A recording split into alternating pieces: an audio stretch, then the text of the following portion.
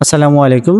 সম্প্রতি Bangladesh judicial service commission সচিবালয় থেকে নতুন একটি নিয়োগ বিজ্ঞপ্তি প্রকাশিত হয়েছে। এই নিয়োগ বিজ্ঞপ্তিটি 13 মে 2026 খ্রিস্টাব্দ তারিখে প্রকাশিত হয়েছে, যেখানে 8টি ক্যাটাগরিতে 968 জনকে নিয়োগ প্রদান করবে এবং এই পদগুলোর ক্ষেত্রে বাংলাদেশের প্রত্যেকটা জেলা থেকে নারী এবং পুরুষ উভয়ে আবেদন করতে পারবেন। আপনারা সরাসরি এই ওয়েবসাইটে প্রবেশ করে আবেদনপত্র পূরণ করতে পারবেন। এছাড়াও আজকের এই ভিডিওতে আপনারা জানতে পারবেন কোন পদে কতজনকে নিয়োগ প্রদান করবে, কি রকম গ্রেডে বেতন স্কেল, শিক্ষাগত যোগ্যতা ও অভিজ্ঞতা কি রকম লাগবে আবেদন করার ক্ষেত্রে, কিভাবে কোথায় গিয়ে আবেদন করবেন, আবেদনের শুরু কবে শেষ কবে, আবেদন করার পর কোন পদের ক্ষেত্রে কত টাকা প্রদান করতে হবে পরীক্ষার ফি বাবদ, এছাড়াও আরো অন্যান্য যে গুরুত্বপূর্ণ শর্তাবলীগুলো রয়েছে সেগুলো সম্পর্কে বিস্তারিত জানতে পারবেন। সো ভিডিওটি না টেনে সম্পূর্ণ দেখার অনুরোধ রইল।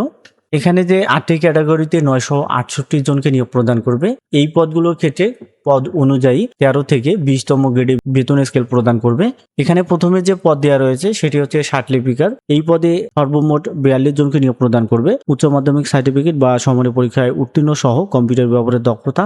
স্টেনোগ্রাফার পদে 20 জনকে নিয়োগ প্রদান করবে। এই পদের ক্ষেত্রে শিক্ষাগত যোগ্যতা হচ্ছে স্নাতক এবং কম্পিউটার ব্যবহারের দক্ষতা থাকতে হবে। ষাট লিপিকার কাম কম্পিউটার অপারেটর পদে 173 জনকে নিয়োগ প্রদান করবে। স্নাতক বা সমমানের ডিগ্রি হচ্ছে শিক্ষাগত যোগ্যতা। স্টেনোটাইপিস্ট বা ষাট মুদ্রাক্ষরী কাম কম্পিউটার অপারেটর পদে 78 জনকে নিয়োগ প্রদান করবে। এই পদের ক্ষেত্রেও শিক্ষাগত যোগ্যতা হচ্ছে সেম। বেঞ্চ সহকারী পদে 11 জনকে নিয়োগ প্রদান করবে। উচ্চ মাধ্যমিক সার্টিফিকেট বা সমমানের পরীক্ষায় উত্তীর্ণ। আবারও বেঞ্চ সহকারী পদে 69 জনকে নিয়োগ প্রদান করবে। স্নাতক বা সমমানের ডিগ্রি হচ্ছে শিক্ষাগত যোগ্যতা। এছাড়াও কম্পিউটারে পারদর্শী ব্যক্তিগণকে অগ্রাধিকার দেবে। অফিস সহকারী কাম কম্পিউটার মুদ্রাক্ষরিক পদে 12 জনকে নিয়োগ প্রদান করবে। এইচএসসি বা সমমানের পরীক্ষায় উত্তীর্ণ হচ্ছে শিক্ষাগত যোগ্যতা। গাড়ি চালক পদে 12 জনকে নিয়োগ প্রদান করবে। জুনিয়র স্কুল সার্টিফিকেট বা সমমানের পরীক্ষায় উত্তীর্ণ। এছাড়াও বৈধ ড্রাইভিং লাইসেন্স থাকতে হবে এবং যারা অভিজ্ঞতা সম্পন্ন চালকগণ আবেদন করবেন তারা অগ্রাধিকার পাবেন। আবারও গাড়ি চালক পদে 8 জনকে নিয়োগ প্রদান করবে। এ পদের ক্ষেত্রেও শিক্ষাগত যোগ্যতা হচ্ছে সেম। জারিকারক পদে 130 জনকে নিয়োগ প্রদান করবে। এসএসসি বা সমমানের পরীক্ষায় উত্তীর্ণ। অফিস সহায়ক পদে 299 জনকে নিয়োগ প্রদান করবে। এসএসসি বা সমমানের পরীক্ষায় উত্তীর্ণ হচ্ছে শিক্ষাগত যোগ্যতা। নিরাপত্তা প্রহরী পদে 26 জনকে নিয়োগ প্রদান করবে। অষ্টম শ্রেণী বা সমমানের পরীক্ষায় উত্তীর্ণ। আবারও নিরাপত্তা প্রহরী পদে 68 জনকে নিয়োগ প্রদান করবে। মাধ্যমিক স্কুল সার্টিফিকেট বা সমমানের পরীক্ষায় উত্তীর্ণ হচ্ছে শিক্ষাগত যোগ্যতা। এই পদগুলোতে যে নিয়োগ প্রদান করবে এখানে আদালতের ধরন দেয়া রয়েছে দ্বিতীয় কলামে, এগুলো আপনারা অবশ্যই দেখে নেবেন। তো আমি আবারও বলছি, এই পদগুলোর ক্ষেত্রে বাংলাদেশের প্রত্যেকটা জেলা থেকে নারী এবং পুরুষ উভয়ে আবেদন করতে পারবেন। আবেদনকারীর বয়স সর্বনিম্ন 18 এবং সর্বোচ্চ 32। এই বয়স গণনা হবে 1 মে 2026 খ্রিস্টাব্দ তারিখ অনুযায়ী এবং যারা বিভাগীয় প্রার্থী বা সরকারি, আধা সরকারি ও স্বায়ত্তশাসিত প্রতিষ্ঠানে চাকরিরত অবস্থায় আবেদন করবেন তাদেরকে আবেদন করার সময় যথাযথ কর্তৃপক্ষের অনুমতিক্রমে আবেদন করতে হবে এবং আবেদন ফর্ম পূরণ করার সময় ডিপার্টমেন্টাল ক্যান্ডিডেট ঘরে অবশ্যই টিক দিতে হবে। মৌখিক পরীক্ষার সময় কর্তৃপক্ষ কর্তৃক অনাপত্তিপত্রের মূল কপি জমা দিতে হবে। মৌখিক পরীক্ষার সময় আপনাকে সকল কাগজপত্রের মূল কপি প্রদর্শন করতে হবে বা দেখাতে হবে এবং এক সেট সত্যায়িত ফটোকপি করে সেগুলো জমা দিতে হবে।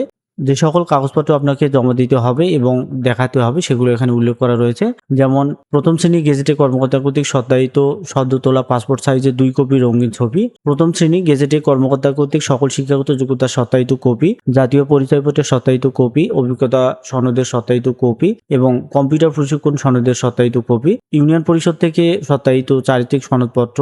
যারা কোটায় আবেদন করবেন তাদের ক্ষেত্রে কোটার প্রমাণপত্র জমা দিতে হবে। লিখিত, ব্যবহারিক এবং মৌখিক পরীক্ষা সংক্রান্ত যাবতীয় তথ্য আপনারা এই ওয়েবসাইটে নোটিশ বোর্ডে পেয়ে যাবেন। আপনারা যদি আবেদন করতে চান সেক্ষেত্রে সরাসরি এই ওয়েবসাইটে প্রবেশ করে আবেদনপত্র পূরণ করতে পারবেন। আবেদনপত্র পূরণ ও আবেদন ফি জমাদানের শুরু তারিখ ও সময় হচ্ছে 18 মে সকাল 10টায় শুরু হবে এবং শেষ হবে 4 জুন বিকাল 5টায়। এই সময়ের মধ্যে আপনারা আবেদন করতে পারবেন। আবেদন করার সময় নির্ধারিত স্থানে আপনাকে ছবি এবং স্বাক্ষর আপলোড করতে হবে স্ক্যান করে। সেক্ষেত্রে এখানে ছবি এবং স্বাক্ষরের সাইজ দেওয়া রয়েছে। আবেদনপত্র সাবমিট করার পরবর্তী 72 ঘন্টার মধ্যে যে কোনো টেলিটক প্রিপেইড মোবাইল নম্বরের মাধ্যমে 2টি SMS করে আপনাকে পরীক্ষার ফি প্রদান করতে হবে। এক্ষেত্রে 1 থেকে 5 নম্বর পদের জন্য 112 টাকা এবং 6 থেকে 8 নম্বর পদের জন্য 56 টাকা এবং যারা কোটায় আবেদন করবেন তাদের ক্ষেত্রে 1 থেকে 8 নম্বর পদের জন্য শুধুমাত্র 56 টাকা প্রদান করলেই হবে। টাকাটা যেভাবে SMS এর মাধ্যমে জমা দিবেন সেই প্রসেসটি এখানে 2টি SMS এর মাধ্যমে দেখানো হয়েছে, অর্থাৎ কিভাবে আপনি SMS করবেন সেই প্রসেসটি এখানে দেখানো হয়েছে। এটি আপনারা অবশ্যই ফলো করবেন।